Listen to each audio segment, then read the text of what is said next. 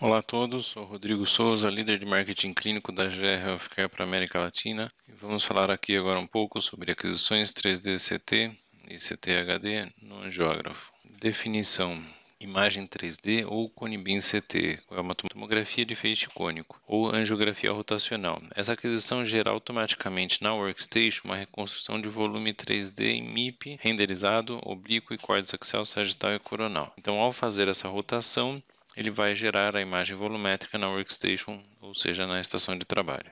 Para falarmos um pouquinho da evolução, a GE em 1995 gerou a primeira imagem rotacional feita no angiógrafo. Depois, em 2000, produziu o primeiro detector de imagem digital, sendo assim possível realizar um 3D com ainda mais qualidade, aproveitando a tecnologia do detector digital. Em 2015, com a quarta geração do detector digital, o Discovery, o 3D CT em alta resolução. Depois, em 2018, já na linha do GS5, além do Cone-Beam CT, também foi feita uma simplificação em todo o processo. E em 2020 tivemos o lançamento do AutoWrite, uma forma de ajuste mais rápido, tanto da qualidade de imagem quanto da dose, melhorando ainda mais a qualidade do 3D. Uma característica nesses angiógrafos é que o arco deslocado proporciona a realização do exame e do 3D sem ter que movimentar a base do equipamento, desde a cabeça até a região da virilha do paciente.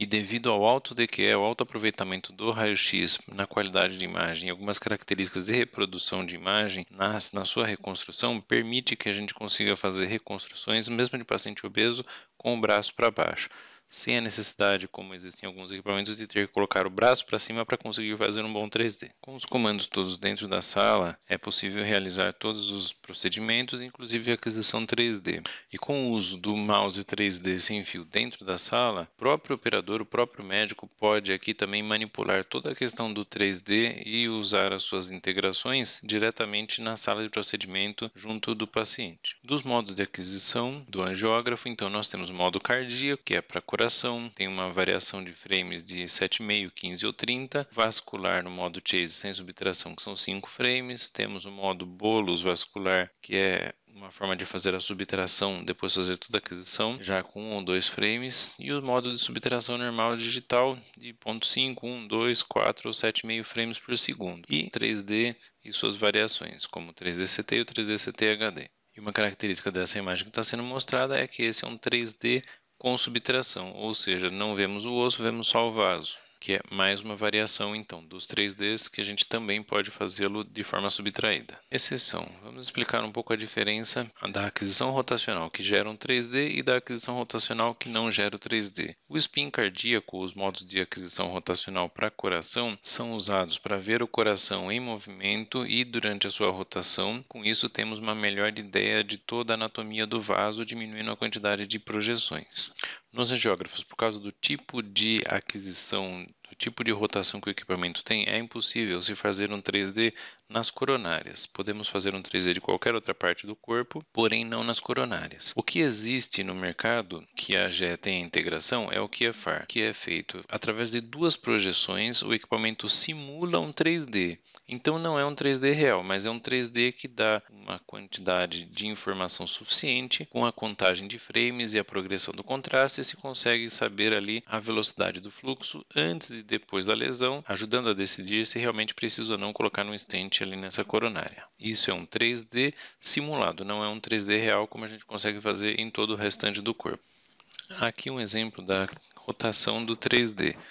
Então, o equipamento roda sobre o paciente e essa rotação vai gerar então um volume tridimensional.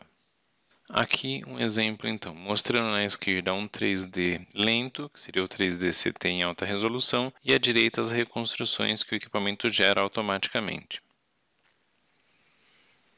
Quando fazemos um 3D rápido para visualização somente de vasos, não temos informações suficientes para ter uma boa visualização do parênquima, porém conseguimos ter o vaso com uma alta qualidade com um giro rápido. Quando se necessita visualizar parênquima, ou seja, os tecidos, partimos então para fazer uma aquisição mais lenta para que tenhamos mais informações da anatomia em si. E com as novas gerações de equipamentos, temos então o CT HD, onde temos ainda mais informação com uma resolução espacial ainda maior. Aqui um exemplo de um comparativo entre o Cone Beam CT de alta resolução e uma imagem tomográfica, que é a tomografia em si. Aqui exemplos de imagens de aquisições de Cone Beam CT em alta resolução para visualização de parênquima.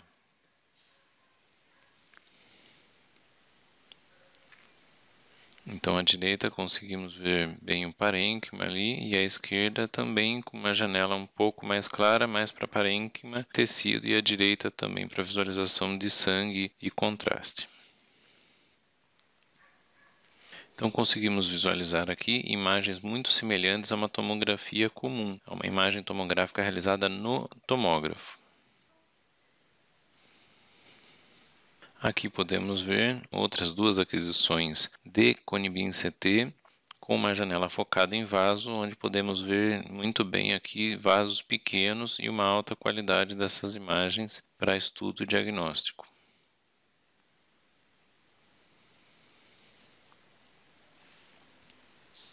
Notamos aqui a semelhança muito grande com a tomografia normal.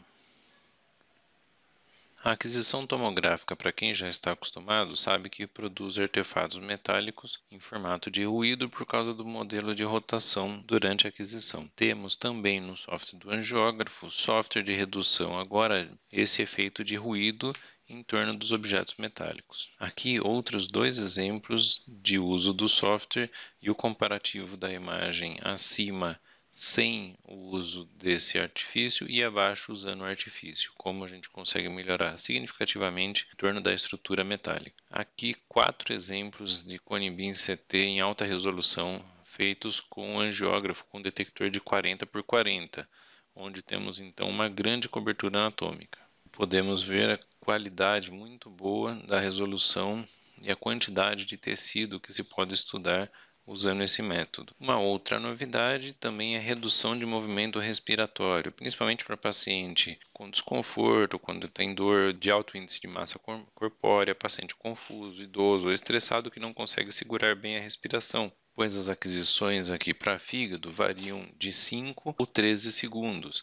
Então, se o paciente não está conseguindo manter bem a sua apneia, fica mais difícil de termos um bom resultado. Então, esse software ajuda a melhorar a sua visibilidade, permite a redução de aquisições repetitivas e facilita o uso desse volume em softwares avançados. Para quem já entende ou trabalha com tomografia convencional, sabe que os valores são dados em unidades de Hounsfield, que é a escala usada em tomografia para descrever essas densidades, mas exatamente para descrever os coeficientes de atenuação linear de cada estrutura, onde o ar que fica preto tem a densidade próxima de menos 1000, temos tecidos moles em torno de 20 a 45, gordura de menos 150 a menos 50, todas as anatomias acima de zero, incluindo o osso que pode chegar na sua parte menos densa de 700 até sua parte cortical chegando em torno de 3000, e os vasos quando tem injeção direta de contraste, o contraste está bem contrastado, chega em torno de mais 1000. Dentro desses valores é onde nós temos as escalas onde são definidos a densidade dos tecidos. E por isso é importante que nós possamos trabalhar com janelamento de imagem, que é o ajuste entre nível e janelamento, nível e janela, que seria a abertura dessa visualização, abertura dessa faixa de tons de cinza para a visualização, de acordo com a estrutura que queremos estudar. À esquerda, por exemplo, temos um janelamento feito para estudar osso, no centro uma janela mais mista e na direita uma janela focada em estudo definido pela quantidade de tons de cinza que vai ter na imagem e o nível central meio da janela onde nós estamos estudando. Aqui agora dicas de como a questão dessa resolução e qualidade da imagem. Então estamos vendo aqui imagens típicas onde podemos analisar um pouco de artefato de escavação radiação no centro da imagem que ele fica mais escuro do que nas bordas. E temos alguns artefatos de visualizações truncadas, que são as áreas escuras que aparecem na borda da imagem. Isso é menos evidente nos tomógrafos mais modernos porque trabalham com uma tecnologia diferente e têm uma capacidade maior de processamento de imagem associada a uma quantidade maior, geralmente, de informação para a aquisição de cada um desse corte tomográfico. Então, artefatos de visualização truncadas geralmente são provenientes de imagem não bem centrada ou quando se corta um pedaço da anatomia. Então, essa imagem na periferia muitas vezes fica com essa borda escura. Então, é importante a gente entender como que isso é gerado para a gente conseguir melhorar a visualização e o processamento dessa imagem de acordo com a necessidade. Nesse caso, reduzir a ampliação, diminuindo o distanciamento do detector até o paciente, ajuda a evitar o truncamento, porque a gente conseguindo visualizar toda a anatomia durante a rotação. Então, esse SID, que é a distância entre o tubo e o detector menor ou mais curto, ajuda a evitar esses artefatos de truncamento. Então, aqui na esquerda podemos ver essa diferença com o artefato e à direita já praticamente sem nenhum artefato. Aqui um outro exemplo de teste de demonstração. Na esquerda, um 3D feito sem a grade antidifusora e na direita com a grade antidifusora. Ou seja, não recomendamos fazer um cone beam CT quando a grade está retirada. Nós retiramos a grade, mas para estruturas muito pequenas ou no exame comum de criança. Colimação, também no sentido longitudinal, reduz a radiação e a dispersão de artefatos de escavação associados. Então, na esquerda, podemos ver, sem nenhuma colimação, um pouco desse artefato de imagem um pouco escurecida no centro, e à direita, como está bem colimado, vemos que não tem esse efeito de escavação com a imagem escurecida no centro. Aqui em um outro Phantom mostrando a mesma coisa, sem nenhuma colimação, e com colimação podemos ver a imagem mais homogênea. Mais uma vez, aqui do lado esquerdo, sem nenhuma colimação, e à direita com uma grande colimação. Então, para a redução da dispersão desse cone beam CT, CT HD, é indicado colimação para que não haja nenhuma redução primária nessas regiões adjacentes que não são foco do estudo, sempre que possível, retirá-las da imagem. Certifique-se de inserir as lâminas do colimador superior e inferior dentro do seu FOV, do seu campo de visão. Por segurança, recomenda-se inserir as lâminas em mais de 5%, normalmente de 15% a 20%. O software, então, estimará a radiação de dispersão no sinal medido sobre as lâminas e fará a correção de acordo com a imagem 3D. Não insira as lâminas de colimação laterais, ou seja, esquerda e direita, dentro do FOV. Isso cria mais artefatos de truncamento. Outra coisa é o uso do filtro digital.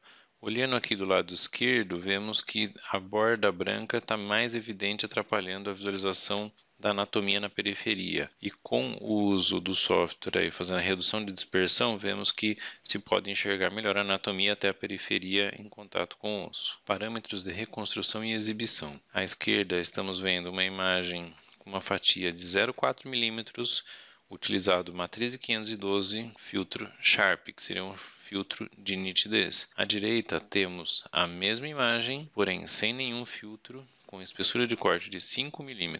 Como esse corte então está médio, está mais grosso, também isso tudo diminui esse ruído todo na imagem. Então, para cerebral, para tecido cerebral, a resolução de baixo contraste é limitada pelo ruído quântico. Para imagens de tecidos moles do cérebro, nós devemos não usar o low detail ou detalhes baixos para aquisição, que seria a redução de dose. Não utilize o 512 Sharp na reconstrução, porque isso aumenta o ruído da imagem. Em vez disso, use o Fast 512 sem nenhum filtro ou até mesmo a matriz 256 sem filtro. E na visualização, utilize uma seção transversal, ou seja, a espessura do corte de 3 a 5 mm, no modo médio, para calcular a média do ruído e com isso diminuir de modo geral o ruído na imagem. Parâmetros de melhoria do Innova CT HD. Mais projeções adquiridas. O software conta com mais projeções para reconstruir volume, menos artefato de listras na mesma dose.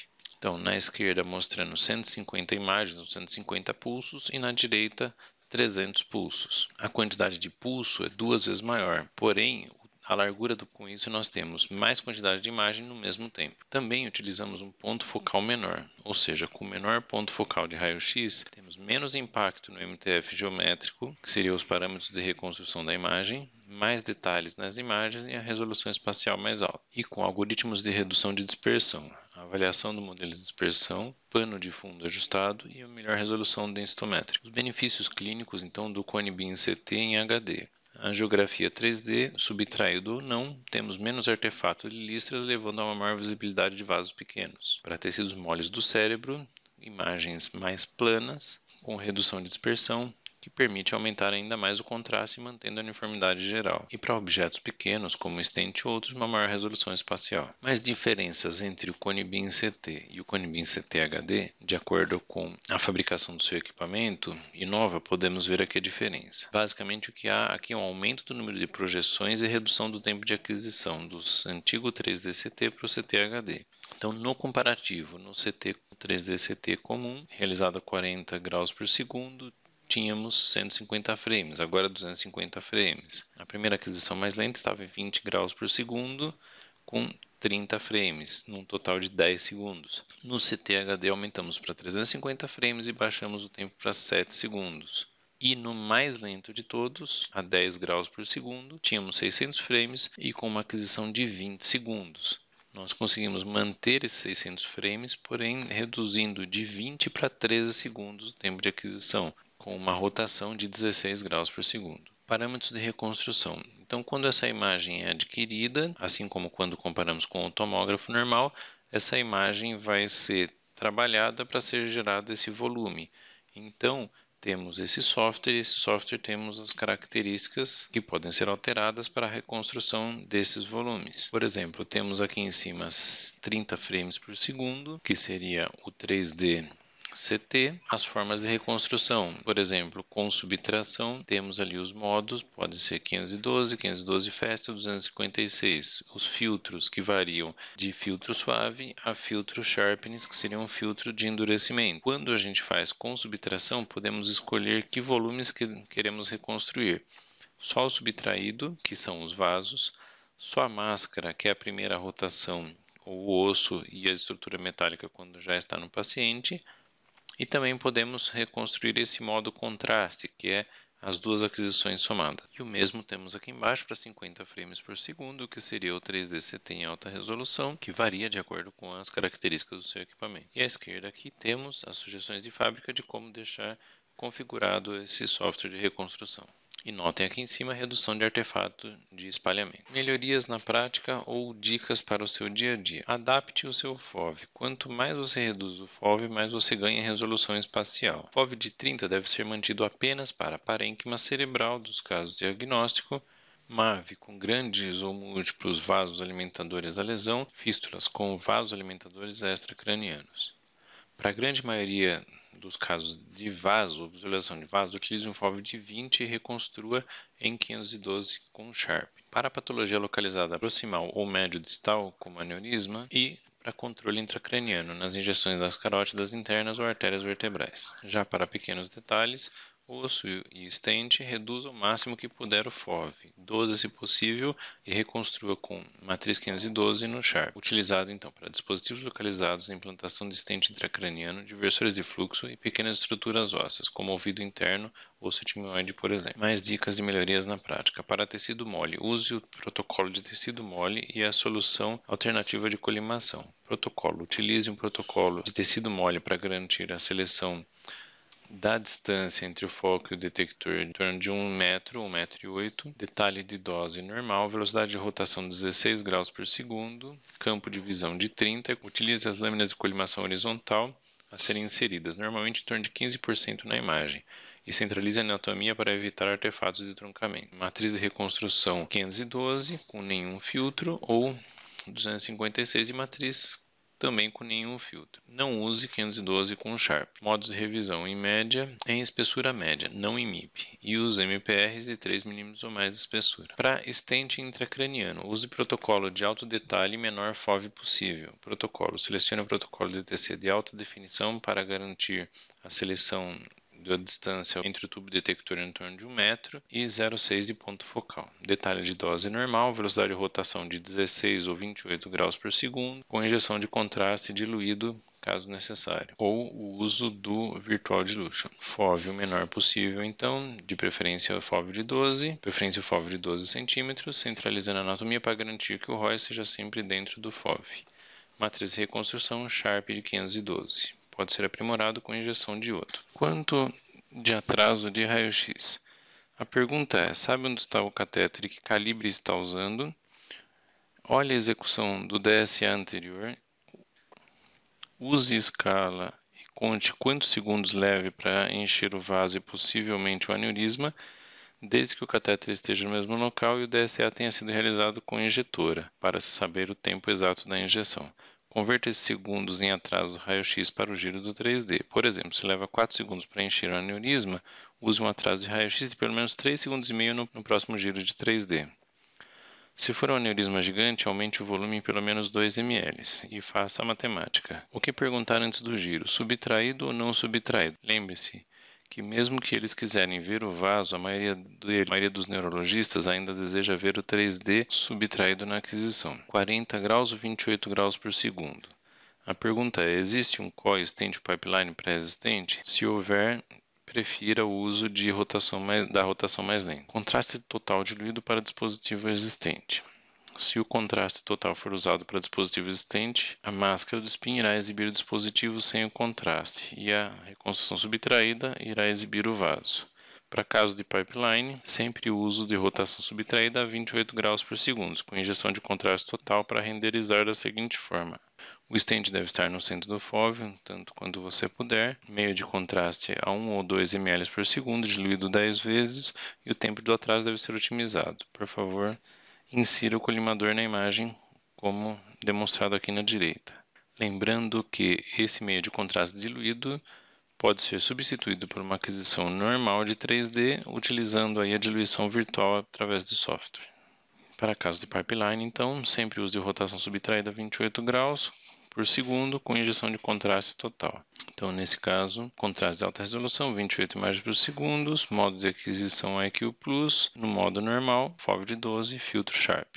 Planejamento dos dispositivos. Então, podemos rotacionar e fazer todo o planejamento através do software. Poder ter um estudo mais aprofundado do diâmetro, do comprimento e do local exato de onde até onde colocar esse dispositivo. Verificação com a diluição virtual de contraste. Então, podendo ajustar a diluição no contraste diretamente via software, fica mais fácil de fazermos um 3D normal e podemos rotacioná-lo e visualizá-lo, visualização do contraste dentro do vaso. Aqui podemos ver um outro caso, aqui do lado direito, a gente rotacionando dentro do vaso, podendo estudar com a diluição virtual de contraste a melhor projeção em todos os ângulos, entendendo melhor assim como está o dispositivo frente à parede do vaso. Aqui outro exemplo, mostrando aqui na direita a imagem em 3D logo após a implantação do dispositivo web. E aqui na esquerda podemos ver então esse ajuste da diluição virtual de contraste, onde podemos manipular a quantidade de contraste dentro do vaso e assim ter um melhor entendimento da relação entre os dois, entre o dispositivo e o vaso. Aqui exemplos de fusão de imagem. Então à direita uma fusão simples aqui, só retirando o osso, e à esquerda um caso onde temos ali stent e temos coil, onde podemos trabalhar com volumes, trabalhando com as suas cores, colorizando de formas diferentes para poder ter um melhor entendimento da anatomia.